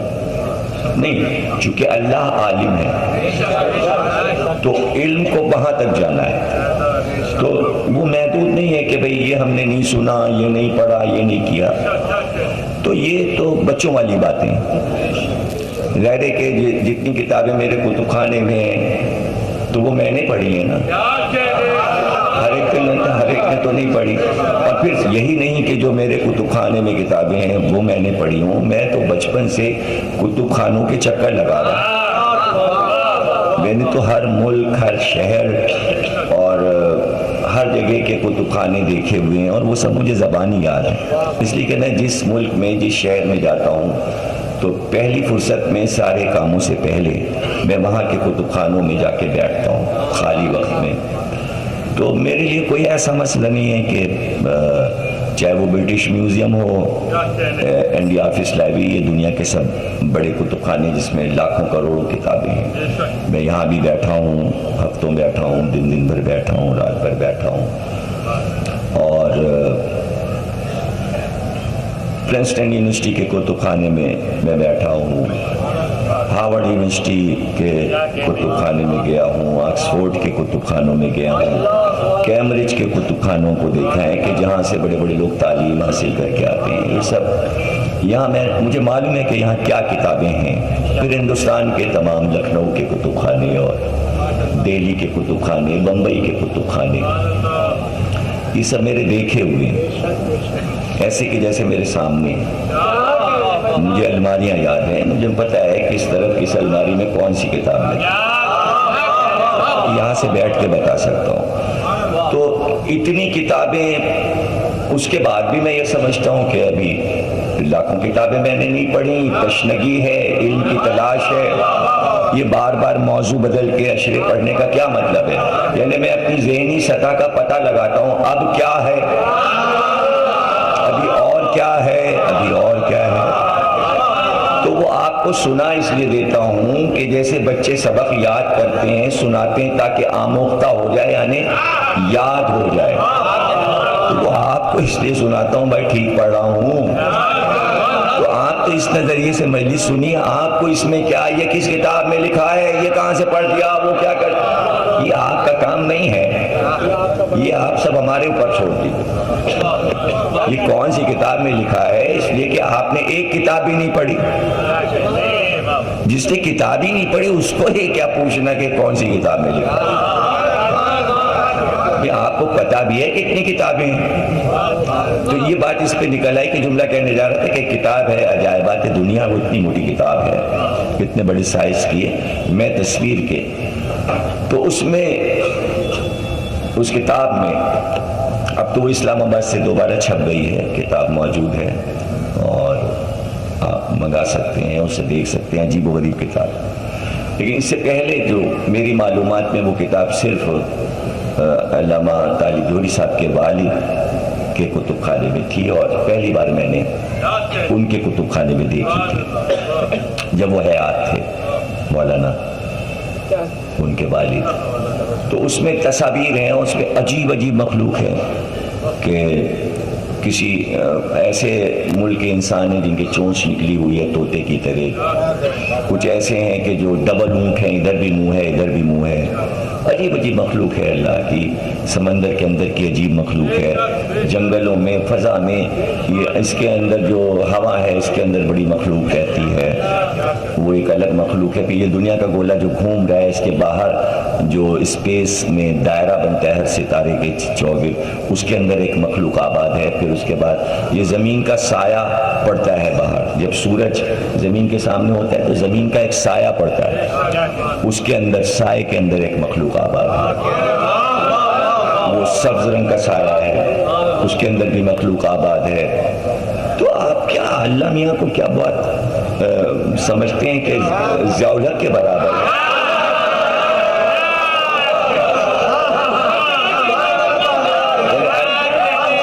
अल्लाह मियाँ को अमीरुल मोमिनीन समझते हैं तो जो चाहे सवाल कीजिए मुझसे और कहिए ये कहाँ लिखा है और वो कहाँ लिखा है। मखाना बातें करने का क्या फायदा।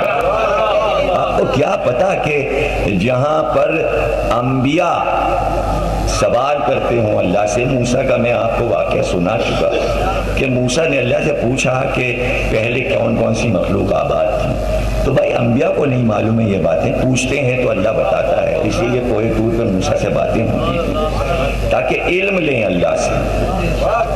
तो अगर आप छोटा सा अल्लाह मियाँ समझते हैं कि सिर्फ ये पाकिस्तान के अंदर आसमान में दिखाई दे रहा है अल्लाह मियाँ, तो फिर आपकी मर्जी, आप जो चाहे बेतुके अपने तौर पे बेतुकी बातें किया कीजिए।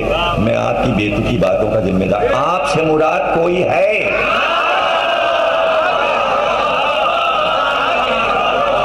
आपसे मुराद कोई है? आप मुराद नहीं है, कोई और आप है। वो ऐसा आप है जो आपे में नहीं है।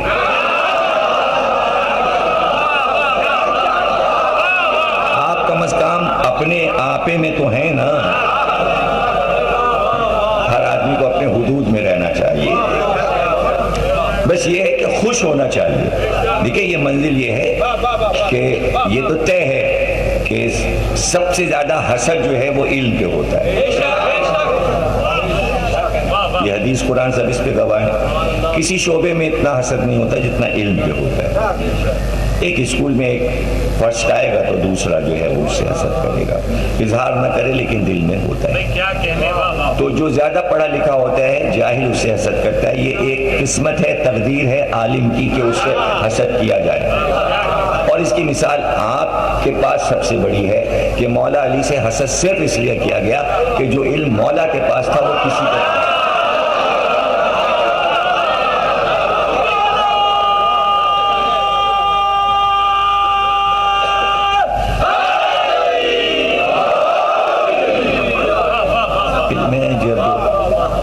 कलेजे फट जाते हैं। अगर ज़र्फ ना हो तो कबूल नहीं हो सकता कि ज़ाहिर है कि हैरानी की मंजिल इल्म जो है वो हैरानी, आदमी शजदर रह जाए इल्म की मंजिल पर।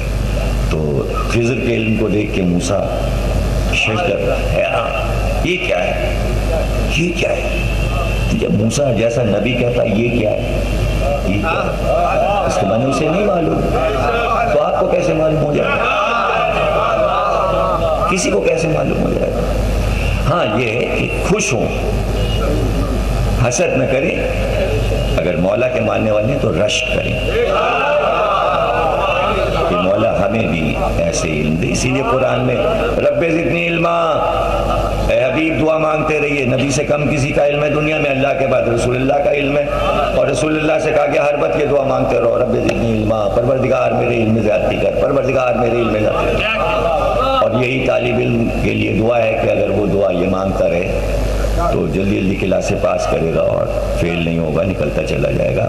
और हर स्कूल कॉलेज में ये आयत लिखी होती है, परवरदिगार हमारे इल्म में ज़्यादती फरमा, परवरदिगार। तो दुआ मांगी और फिर मजलिस में आ जाइए।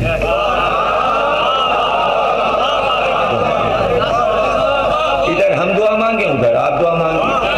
हमारे इल्म में इधर जाती हो, आपके इल्म में उधर जाती हो। तो ये सारा इल्म का कारोबार चलता रहेगा जो दुनिया के सारे कारोबार से अलग है। इसलिए कि दुनिया के कारोबार में घाटा है, इल्म के कारोबार में घाटा नहीं। माल छीन जाता है, इल्म छिनता नहीं। माल घटता रहता है, इल्म घटता नहीं। माल बढ़ता नहीं, इल्म बढ़ता रहता है। ये मौला अली के फैसले सुना रहा हूँ, ये मेरे फैसले नहीं है। एक आदमी ने दौलत और इल्म का कहा था अली से कि मुकाबला कर दीजिए, तो मौला अली ने मुकाबला किया। का दौलत के लिए तू हर वक्त रात भर जागता है, तुझे नींद नहीं आती, चोर चुरा न ले जाए। इल्म को डाके का खतरा नहीं, चोर का खतरा नहीं है, चोर पीछे आ नहीं सकता, चोर इल्म लूट नहीं सकता। इसलिए आलिम आराम से सो जाए, दौलतमंद सो नहीं सकता। ये मौला अली के सारे अक़वाल हैं। तो बड़ी इल्म की तारीफ़ें हैं और वो है। तो फिर जब इल्मी मौजू छिड़ा हुआ है और ज़ाहिर है कि मेरे लिए खुद ही हैरानी की मंजिल है, मेरे लिए ही हैरानी की मंजिल है। मैं क्या करूं, ये हैरानी की मंजिल है कि कल कह चुका कि 1,24,000 अंबिया काहे के लिए भेजे हैं, सिर्फ बुत परस्ती खत्म कराने के लिए। एक काम, कितना फैला हुआ कारोबार था बुतों का कि 1,24,000 अंबिया आए चले जा रहे हैं, आए चले जा रहे हैं, समझाए चले जा रहे हैं, समझाए। और जाहिर है कि जैसे कल मैंने आपको बता दिया कि 5 बुत जनाब इदरीस के अर्श पे जाने के बाद इंसानों ने बना दिया और उनकी पूजा करने लगे। फिर वही बुत जब तूफान नूह आया तो जाहिर है सब कुछ बह गया, लेकिन बुत तो जाहिर है पत्थर के थे, वो कहीं ज़मीन में गड़ गए होंगे। शैतान तूफान का पानी जब ख़त्म हुआ तो उन बुतों की तलाश में लग गया कि अब लोग तो मर गए, जो बुत पूजा करते थे वो तो सारे इंसान फना हो गए। इसलिए कि हज़रत नूह ने बद्दुआ की थी, कहा था कि परवरदिगार, अरे फिर अल्लाह ने ये बात हज़रत नूह से कह दी थी, बता दीजिए कि अब हम इस नतीजे पे नूह पहुँचे हैं कि ये बुत परस्ती नहीं छोड़ेंगे, और ये भी तुम्हें बता दें कि हम उस कौम को कुफ्र और शिर्क पे जिंदा रखते हैं कि अगर हमें यह मालूम है कि इसकी नस्ल में अभी आगे मुसलमान आने वाले, मोमिन आने वाले, तो हम उस कौम को बाकी रखते हैं। और जब तुम्हारे इल्म में ये बात ला रहे हैं अपने इरादे से, जब हम कहते हैं ये बात कि इनमें एक भी अब मोमिन और मुस्लिम पैदा होने वाला नहीं है, इनके नुत्फों में, इनके सुल्बों में अब कोई ला इलाहा वाला नहीं है, इसलिए नूह अब हम अज़ाब लाएंगे। और कहते हैं कि तूफान आने से 40 बरस पहले अल्लाह ने तमाम दुनिया की औरतों को बांझ कर दिया। एक भी शीरखार अगर होता तो अजाब नहीं आ सकता। ये सब अल्लाह की हिकमतें, उसका कानून है, उसकी अदालत है, बस इसे सुनते रहिए। तूफान नूह की तारीख नहीं सुनाना, ये मौजू नहीं है, ये बताना है बुत परस्तों की तबाही। यही 5 बुत पूज रहे थे जिनके नाम आपको सुना चुके हम बार बार, याबूस है, याऊक है, नस्र है, सुआ है, बुद्धा है, ये 5 बुत थे। और ये सदियों एक से एक हसीन बुत तराश कर लोग ले गए और पूरी दुनिया में ये 5 बुत फैल गए और इनकी पूजा होने लगी। और इसमें बुद्धा जो था वो मर्द था, और सुआ जो था वो औरत थी, औरत का बुत था। और याबूस जो था वो शेर का बुत था। याऊक जो था वो घोड़े का बुत था, घोड़े की शक्ल का था।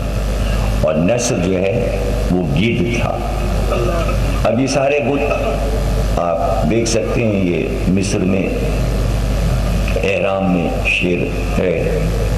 ये सब मालूमात की चीज़ें ज़ाहिर में मैं जिसमें पढ़ के अपना वक्त और नहीं कर सकता, बहुत है, फैलावा बहुत है इसमें, समेटने की बात करिए। ये सब अखबारों में पढ़िए, इधर उधर रिसालों में, डाइजेस्ट में, ये सब आपको मिल जाएगा। ज़रूरी नहीं कि मैं आपको बताऊं। एहराम मिस्र में शेर बैठा हुआ है, ये घोड़े की पूजा और ये गिद्ध की पूजा। तो हज़रत नूह ने कौम से कहा छोड़ दो इन बुतों को। तो उन्होंने अपने बच्चों की परवरिश इस बात पे शुरू की कि ये दीवाना है, कभी इसकी बात न सुनना। बच्चे जब पैदा होता था और 6-7 साल का हो जाता था तो उसकी उंगली पकड़ के लाते थे और कहते थे ये है दीवाना जो तुम्हारे बुतों को बुरा कहता है। तो एक बार एक बाप अपने बेटे को लेके आया और कहा कि ये है तुम्हारा दुश्मन और तुम्हारे मजहब का दुश्मन। तो उस लड़के ने अपने बाप से कहा मुझे कांधे से उतार दीजिए, और वो उतरा और उसने लाठी ली, डंडा लिया और हज़रत नूह के सर के ऊपर मारा, जिससे हज़रत नूह का सर फट गया। उस लड़के ने हज़रत नूह के सर पे डंडा मारा, सर फट गया, खून बहने लगा। तब हज़रत नूह ने कहा परवरदिगार अब सब्र की मंजिल गुजर चुकी, अज़ाब ला। उसके बाद भी अल्लाह ने उन्हें सब्र अता किया और कहा 40 बरस और रुक जाओ कि हम तमाम औरतों को बांझ कर दें और 40 बरस किसी औरत में बच्चा न पैदा हो। अगर एक शीरखार भी हुए जमीन पे रहा तो अज़ाब नहीं हम लाएंगे, एक शीरखार। तो यही अलामत क़यामत में है। क़यामत आने से 40 बरस पहले दुनिया की सारी औरतें बांझ हो जाएंगी। 40 बरस पहले 40 बरस बच्चे नहीं होंगे। एक शीरखार भी हुए जमीन पे रहा तो क़यामत नहीं आएगी, फिर क़यामत नहीं आ सकती। अब मैं आपको क्या बताऊं, जाहिर है कि मैं अभी तो मजलिस आगाज हुई, मैं मसाइब तो नहीं पढ़ सकता। मैं तो फजाइल में मसाइब की दलीलें देता हूँ। तो अब इससे बड़ी दलील आपके सामने इस तमीद के बाद जुमला कितना कीमती होगा कि हुसैन अली असगर को क्यों करबला लाए थे। अगर शीर खार ना होता करबला में, कयामत उस दिन आ रही थी। यह है रास आमदे अली असगर का करबला में।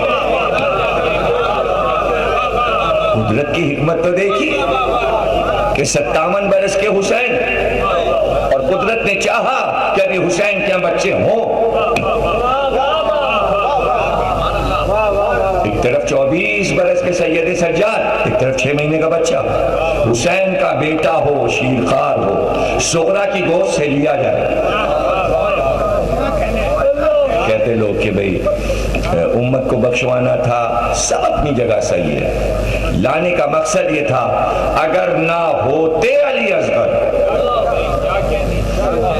ना हो, वही दिन मुकर्रर था कयामत का। तो जब 40 बरस गुजर गए नूह की उम्मत पर, और वो दिन मुकर्रर हो गया कि तूफान आ जाए, तो वो सुबह आशूरा थी कि नूह ने सफेद कपड़े पहने और असा हाथ में लिया। वो असा जो नूह से बातें करता था, और सफेद कपड़े पहनकर कौम के पास आए। कहा, ये बुतों को नहीं छोड़ोगे तुम, आ जाएगा आजाब। ठट्ठा मार के हंसे। इधर कौम हंसी, उधर बूढ़ी का तनूर फटा, आग से पानी उबला। अब अगर तूफान नूह पढ़ूं तो मजलिस तूफान नूह पे हो जाएगी। हालांकि बहुत दिलचस्प मजलिस है, तूफान नूह पढ़ चुका हूं, कुछ और ही रंग हो जाता है तूफान नूह का। नहीं पढ़ना इसलिए कि पढ़ चुका, मुझे किसी और मंजिल पे जाना है। आज भी वो तनूर मौजूद है मस्जिद कूफा में, लोग देखते हैं जाके उस जगह को। वो जगह बनी हुई है जहाँ से पानी निकला तेजी के साथ, और देखते ही देखते जमीन डूबने लगी। और उस इलाके का बादशाह, उसको बताया गया कि भाई नूह ने बद्दुआ कर दी, पानी उबला। उसने कहा चल के देखेंगे। तो वो आया नूह के पास देखने पानी। कहा भी तू वापस अपने महल तक नहीं पहुंचेगा कि गर्क हो जाएगा। अब ये तो पहले से तैयारी हो चुकी थी कि कश्ती बन चुकी थी। 1,29,000 तख्ते लकड़ी के, खजूरों के कट चुके थे। कश्ती की तैयारी जिब्रील ने करा दी थी। कायनात की पहली कश्ती बनी थी, नूह ने उस कश्ती को मेहनत से बनाया था। 9 साल में वो कश्ती बनी थी। 1,29,000 तख्ते थे और इतनी ही कीलें थीं। और सब कीलें लगने के बाद जब 5 कीलें बच गईं तो वो कीलें चमकी और उससे नूर फूटा। तो नूह ने कहा ये 5 कीलें क्यों चमकने लगी? कहा ये मोहम्मद के नाम की है, ये अली के नाम की है, ये फातिमा के नाम की है, हसन के नाम। जैसे ये 5 कीलें आप लगाएंगे चारों रुखों की तरफ और दरमियान में एक कील लगाएंगे, कश्ती मुकम्मल हो जाएगी और फौरन ये पानी में चलना शुरू हो जाएगी और अजाब आ जाएगा। जैसे ही वो कीलें पूरी हुई, पानी आता गया, कश्ती पानी की तरफ बढ़ती गई, ऊंची होती गई। कीलें लगाई, 5वीं कील लगाई तो उससे लहू टपकने लगा। तो नूह ने पूछा ये क्या है? का ये हुसैन है, उनके नाम की कील। तो मजलिस भी शुरू हो गई। आशूर का दिन तो था ही। अज़ाब नूह जो 5वीं कील लगाई तो उससे लहू टपकने लगा। तो नूह ने पूछा ये क्या है? का ये हुसैन है, उनके नाम की कील। तो मजलिस भी शुरू हो गई। आशूर का दिन तो था ही।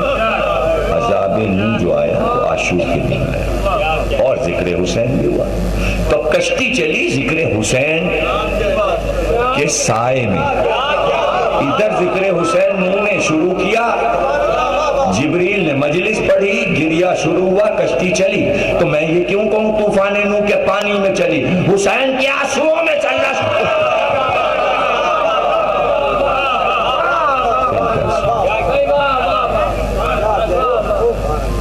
नूह की कश्ती चली।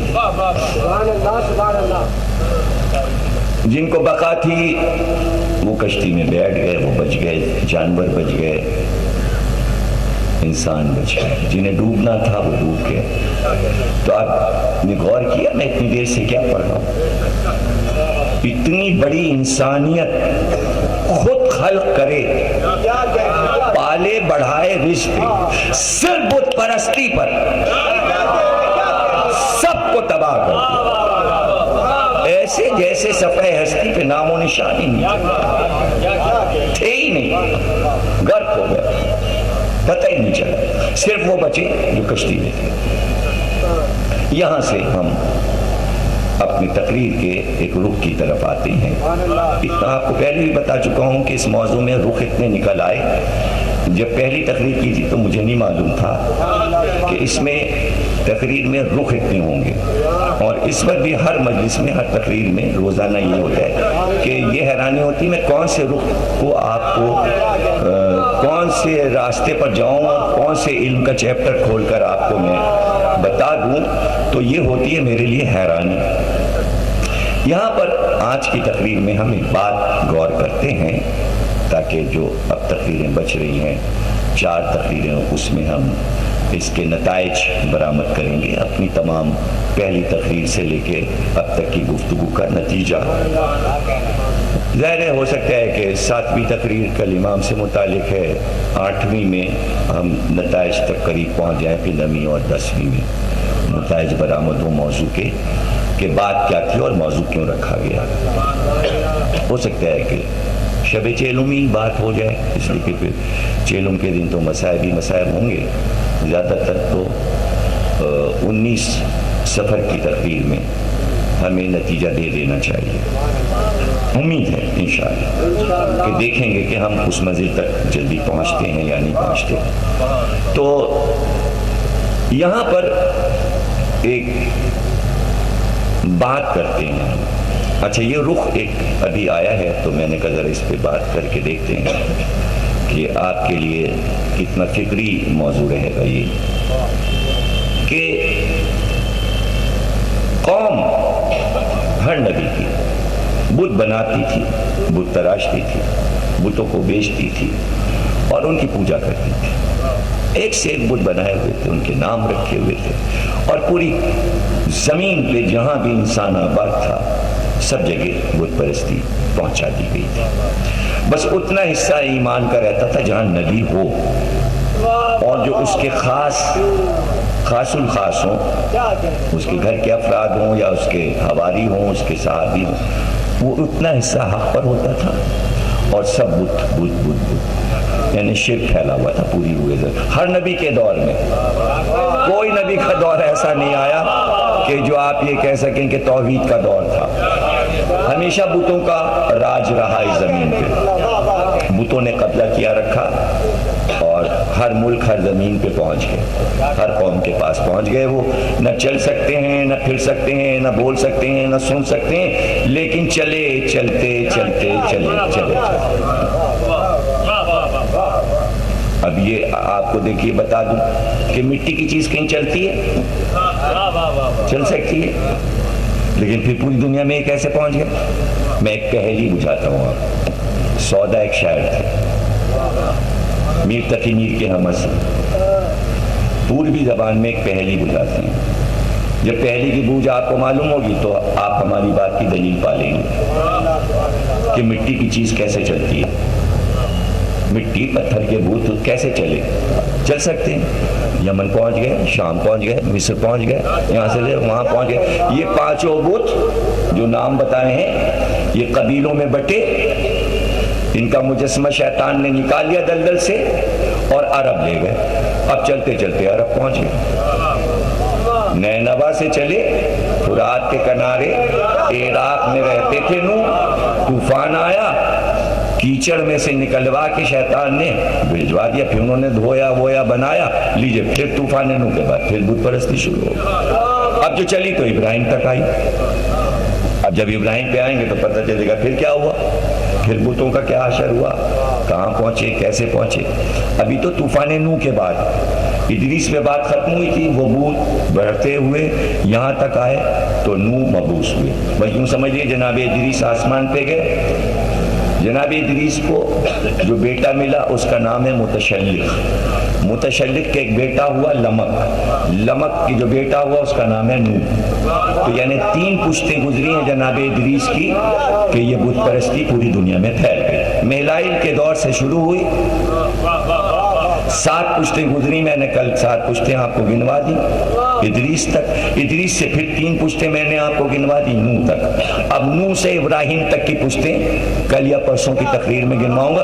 तो अब ये देखिए कि उधर बुत परस्ती का सफर है, इधर ये अंबिया का सफर है कि जो उसे कंट्रोल करने आ रहे हैं। और सिर्फ इसलिए आ रहे हैं परवरदिगार तेरी हुकूमत कायम करवानी है, तो उसको हुकूमत कायम करवानी है। यानी बुतों का कब्जा जमीन के ऊपर है। अल्लाह मियां को क्या परेशानी है, पूरी कायनात के रब्बुल आलमीन है, आलमीन के रब हैं। अगर जमीन पे थोड़े से बुत लोग पूज रहे हैं तो ये अल्लाह मियां आदमी भेज भेज के ये क्यों कह रहे हैं हमारी हुकूमत मानो, हमारी हुकूमत मानो। और हर एक कूलू ला इलाहा इल्लल्लाह, दिन भर हजरत नूह ये कहते थे कूलू ला इलाहा इल्लल्लाह। घरों को खटखटा के रात को 2 बजे, दिन में, दोपहर में, गलियों में, तो जब घर खटखटाएंगे, लोग सो रहे हैं, आराम कर रहे हैं, और दोपहर को जाके डंडा खटखटा के कहेंगे कूलू ला इलाहा, तो पत्थर नहीं मारेंगे। अभी पत्थर खाने वाले काम तो हजरत नूह कर ही रहे हैं। इतने निकल के फिर गुस्से में जो पत्थर मारा तो शाम तक पत्थर का पहाड़ बन जाता था, उसके नीचे नूह दफन। फिर जिब्रील आते थे, पत्थर हटाते थे, नूह को उसमें से निकाला, फिर अपने परों से जख्मों के ऊपर साफ कर करके मरहम लगाया, तौहीद का मरहम लगाया। फिर ठीक हो गए, फिर सुबह उठे, फिर यही काम शुरू हो गया। वो पहले से तैयार थे, उन्होंने फिर पत्थरबाजी शुरू की। भाई वो तो पत्थर पूज ही रहे थे, तो उनका तो हथियार ही पत्थर था, उनका तो हथियार ही पत्थर था। जिब्रील ने कहा कि भाई इनसे मुकाबला करो, इनसे जिहाद करो। हज़रत नूह कहने मैं अकेला इनसे जिहाद करूंगा। का जिहाद करना क्या मुश्किल है, मैं तुमसे कह रहा हूं जिहाद करो। तो झुंझला के एक बार नूह कहने लगे तुम हो कौन? जिब्रील से कह ले तुम हो कौन? तो उन्होंने कहा मैं जिब्रील हूं, मैं आ चुका आदम पे, शीश पे, अनूस पे, कीनान पे, अरफिशत पर, इदरीस पे, सब पे मैं आ चुका हूं। तुम्हारे बाप लमक पे आ चुका, तुम्हारे दादा पर आ चुका हूं, मुतशल्लिक पे आ चुका हूं, तुम्हारे परदादा इदरीस पे आ चुका हूं। अब तुम्हारे ऊपर आए, अब जिसके ऊपर आ जाए। इंसानों पे जिन आता है, अंबिया पे मलक आता है, इंसानों पे जिन सवार होता है, अंबिया के लिए मलक आता है। और सारे मलक तो नहीं आते, बार बार यही हजरत जिब्रील आते हैं।